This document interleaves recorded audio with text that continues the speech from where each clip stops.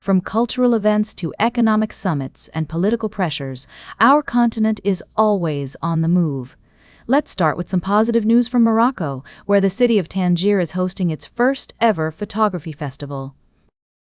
This event brings together artists and enthusiasts from across the globe, showcasing the beauty and diversity of African culture through the lens of photography.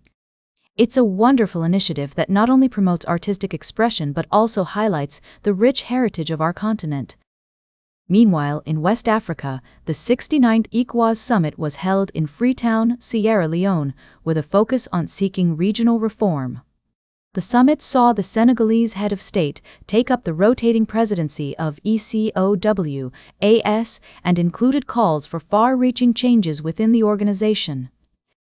This is a significant step towards strengthening economic cooperation among West African nations and addressing the challenges they face. However, not all news from Africa is positive. In the Democratic Republic of Congo, President Felix Tshisekedi has agreed to open national dialogue with the political opposition amid mounting pressure over proposed constitutional amendments. This move follows intense political tension and calls from civil society groups for a national dialogue. It's a critical step towards resolving internal conflicts and ensuring stability in the DRC. In another part of Africa, Nigeria is grappling with a serious issue. Nearly 19 million children are out of school due to fear of violence and kidnappings. This staggering number highlights the urgent need for improved security measures and educational reforms to ensure that every child has access to safe and quality education. As we navigate through these diverse stories, it's clear that Africa is a continent of contrasts, where cultural advancements and economic progress coexist with political challenges and social injustices. At Barbara's Bulletin, we're committed to bringing you balanced and unbiased reporting, giving you a comprehensive view of the issues shaping our world today. We'll be right back with more of today's top news on Barbara's Bulletin. Welcome back to Barbara's Bulletin. We're diving into our middle segment today, where we'll be discussing the latest developments in the Middle East. The conflict between Israel, Lebanon, and Iran has been a major point of concern for the international community, with recent reports indicating that Lebanese army troops have begun deploying to a pilot zone in the south of the country. This move follows the withdrawal of Israeli forces under a U.S.-brokered agreement reached last month. According to a statement from the Lebanese Army Command, units have entered the village of Zoutar al-Gharbiyeh in Nabatieh district, marking a significant step towards implementing the agreement. The deal aims to see Israeli troops pulling out of occupied territory and the disarmament of the Iran-backed group, Hezbollah. The situation remains complex, with Lebanon's President Joseph Aoun set to meet with U.S. President Donald Trump in Washington to urge him to put pressure on Israel to withdraw from the rest of southern Lebanon. Aoun will also be seeking support for the Lebanese army to take full control of areas where Hezbollah holds sway.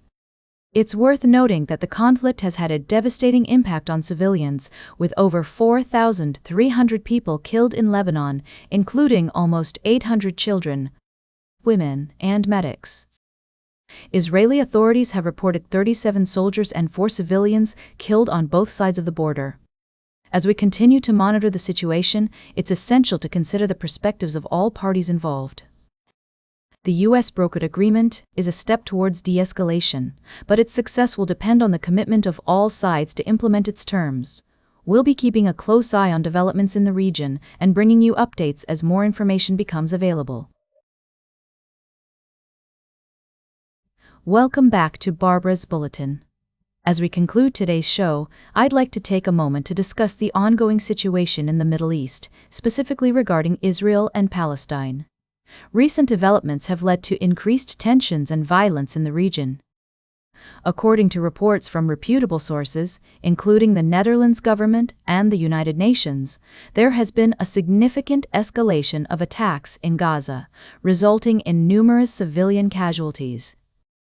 The UN has expressed concerns over potential war crimes and violations of international humanitarian law. In response to these events, some European countries have taken steps to restrict trade with Israeli settlements in Palestinian territories. The Netherlands, for example, has announced plans to ban imports from these areas starting September 22. This move aligns with similar decisions made by other EU nations, such as Ireland, Belgium, and Spain.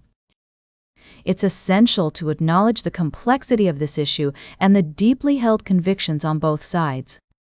While some view these trade restrictions as a necessary step towards promoting peace and adhering to international law, others see them as unfair and counterproductive. As we strive to provide balanced coverage, it's crucial to recognize the human cost of this conflict. The loss of life, displacement of people, and ongoing humanitarian crises are all pressing concerns that demand attention and empathy. In conclusion, the situation in Israel and Palestine remains a contentious and multifaceted issue with no easy solutions in sight. As we continue to monitor developments and provide updates, we encourage our listeners to engage in respectful and informed discussions about this critical topic. That's all for today's Barbara's Bulletin. Remember to like, share, and subscribe, and until next time, stay engaged.